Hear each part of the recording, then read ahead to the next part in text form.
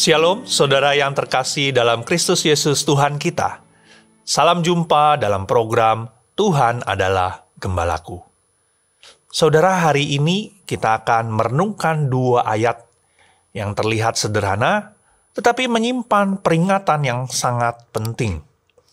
Mari kita memperhatikan kembali Amsal 14. Hari ini kita masuk ayat yang ke-11 sampai dengan 12. Rumah orang fasik akan musnah, tetapi kemah orang jujur akan mekar. Ada jalan yang disangka orang lurus, tetapi ujungnya menuju maut. Saudara, kedua ayat ini menunjukkan bahwa apa yang tampak baik di mata manusia belum tentu benar di hadapan Tuhan. Terkadang jalan yang terlihat lurus justru sedang menuntun ke arah kehancuran.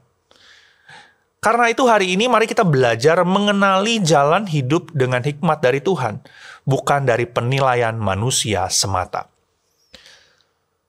Saudara, saya yakin sebagian besar dari kita saat berpergian, maka seringkali kita menggunakan GPS, Google Map. Saya sering menggunakan Google Map ya saat saya berkendara. Terkadang aplikasi menunjukkan jalan yang tercepat. Tetapi saat diikuti, ternyata kita menemui jalan yang rusak, jalan yang gelap, jalan yang sempit, bahkan buntu. Dari luar terlihat benar, tetapi pada kenyataannya itu bukan jalan yang terbaik. Begitu juga dalam kehidupan setiap kita. Ada banyak pilihan dalam hidup ini yang terlihat baik. Secara logika manusia sepertinya baik, menguntungkan, masuk akal, bahkan dipuji oleh banyak orang. Tetapi firman Tuhan berkata apa? Ujungnya bisa saja menuju maut. Ayat 11 berbicara tentang dua tipe kehidupan. Rumah orang fasik akan musnah, tetapi kemah orang jujur akan mekar. Perhatikan kontrasnya. Di sini ada rumah versus kemah. Rumah biasanya besar, permanen, mewah. Sedangkan kemah itu terlihat sederhana, mungkin tidak tetap. Tetapi justru firman Tuhan berkata, rumah orang fasik. Rumah di sini bisa menggambarkan kehidupan yang tampak mewah, mungkin mapan, stabil secara dunia. Orang fasik bisa memiliki kekayaan, status sosial, dan segala kenyamanan. Bahkan bisa terlihat, wow, sangat diberkati. Tetapi firman Tuhan berkata apa? Akan musnah. Kenapa? Kenapa akan musnah? Karena fondasinya bermasalah. Karena fondasinya rusak. Didirikan bukan di atas kebenaran atau atas takut akan Tuhan. Tetapi atas apa? Bisa saja kecurangan, kesombongan, keegoisan pribadi, ketidakpedulian terhadap kehendak Tuhan. Mungkin rumah itu tampak kuat dari luar. Tetapi di hadapan Tuhan itu rapuh. Mazmur 127 ayat 1 mengingatkan, jika bukan Tuhan yang membangun rumah, sia-sialah usaha orang yang membangunnya. Rumah orang fasik musnah, bukan karena tidak indah, tetapi karena Tuhan tidak tinggal di dalamnya. Lalu kita lanjutkan. Selanjutnya dikatakan, kemah orang jujur. Kemah orang jujur akan mekar. Kemah biasanya menggambarkan sesuatu yang sementara, sederhana, tidak mewah. Mungkin dunia melihat itu sesuatu yang tidak stabil. Tetapi justru disinilah letak keindahannya. Tuhan tidak mencari kemegahan, tetapi hati yang lurus dan hidup yang jujur. Orang jujur mungkin tidak memiliki banyak harta, mungkin tidak terkenal, bahkan hidupnya penuh dengan tantangan.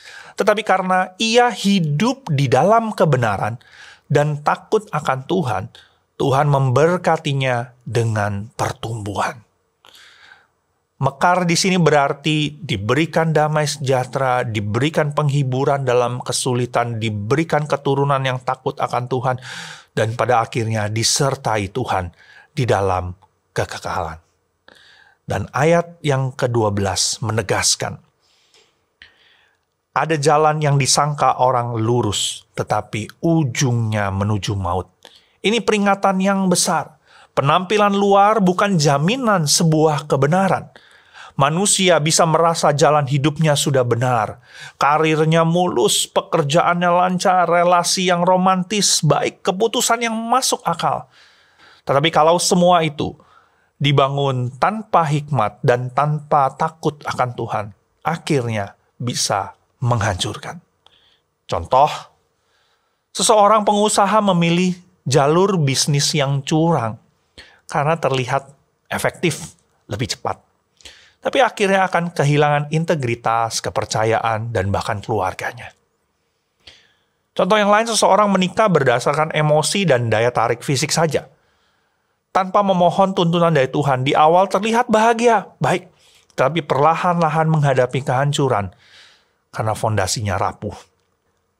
Contoh yang lain, anak muda yang memilih pergaulan bebas. Karena apa? Karena semua orang melakukannya. Kalau nggak ikutan malu, kalau nggak ikutan, dianggap tidak gaul. Tapi akhirnya apa? Akhirnya menjerumuskan ke dalam luka yang dalam secara rohani maupun emosi.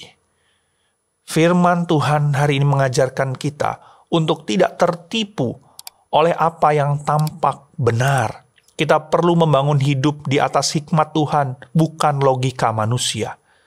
Tuhan Yesus sendiri mengingatkan dalam Matius 7 ayat 13-14 bahwa jalan kehidupan itu sempit dan hanya sedikit orang yang menemukannya.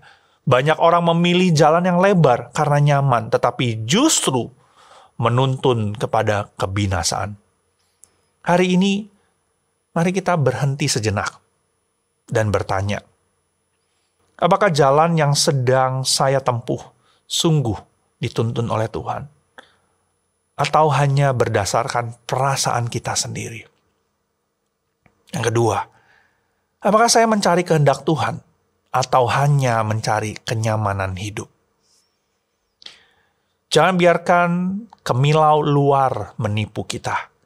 Jalan yang benar tidak selalu populer, tetapi selalu aman dalam penyertaan Tuhan. Saudara, hidup bukan soal terlihat sukses, terlihat wah, tetapi soal berjalan di jalan yang Tuhan kehendaki. Jangan terbuai oleh jalan yang tampak lurus. Serahkan setiap langkah kepada Tuhan dan minta hikmat-Nya setiap hari. Jalan yang kelihatan benar bisa berujung maut, tetapi jalan sempit bersama Tuhan selalu menuju hidup. Mari kita bersatu dalam doa. Tuhan, tuntunlah hidup setiap kami, langkah demi langkah. Tolong kami ya Tuhan, supaya kami mencari apa yang Tuhan kehendaki. Mungkin seringkali kami melihat orang-orang di sekitar kami begitu diberkati, memiliki banyak hal, tapi sebenarnya mereka tidak memiliki fondasi yang kuat. Mereka membangun itu semua tidak sesuai dengan apa yang Tuhan mau. Tapi biarlah setiap kami Tuhan terus berjalan bersama dengan Engkau.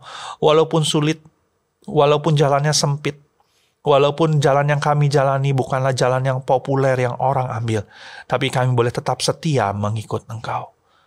Karena kami percaya Tuhan, jalan yang kami jalani bersama dengan Engkau, ujungnya adalah jalan menuju kehidupan. Tolonglah kami.